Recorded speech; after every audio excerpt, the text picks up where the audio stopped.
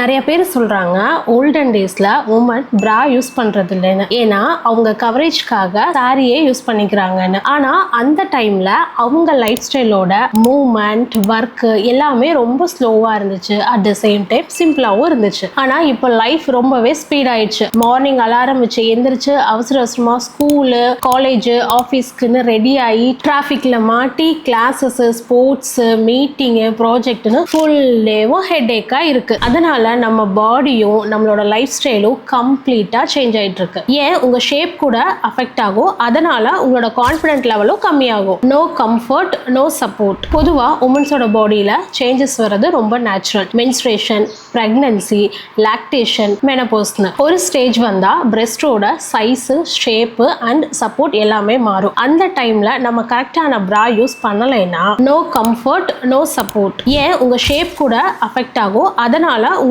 Confident லெவலும் கம்மியாகும். ஆனா இப்போ பிரானா கிளாத் மட்டும் கிடையாது. It's care, comfort, confident. Sports பிரா, டிஷர்ட் பிரா அண்ட் லேஸ் பிரா எல்லாத்துக்கும் ஒரு கிளியர் பர்பஸ் இருக்கு. எங்க மெயின் ஃபோக்கஸ் என்னன்னா எவ்ரிடேயோட லைஃப், ஒர்க், மூவ்மெண்ட் இது எல்லாமே கன்சிடர் பண்ணி தான் நாங்க டிசைன் பண்றோம். டே டு டே நம்ம லைஃப்ல ப்ராப்பரான சப்போர்ட் கொடுக்கணும், பர்ஃபெக்டான ஷேப் கொடுக்கணும், கம்ஃபர்டபுளா இருக்கணும் அண்ட் நீங்க ஸ்ட்ரெஸ் ஃப்ரீயா ஃபீல் பண்ணணும். பிகாஸ் இது இன்னர்வேர் மட்டும் இல்லைங்க, இது நம்ம பாடியோட செகண்ட் ஸ்கின். நம்ம டெய்லி லைஃப்ல சைலண்ட் சப்போர்ட்டரா இருக்கிற ஒரு கான்ஸ்டன்ட் பார்ட்னர் தான் within.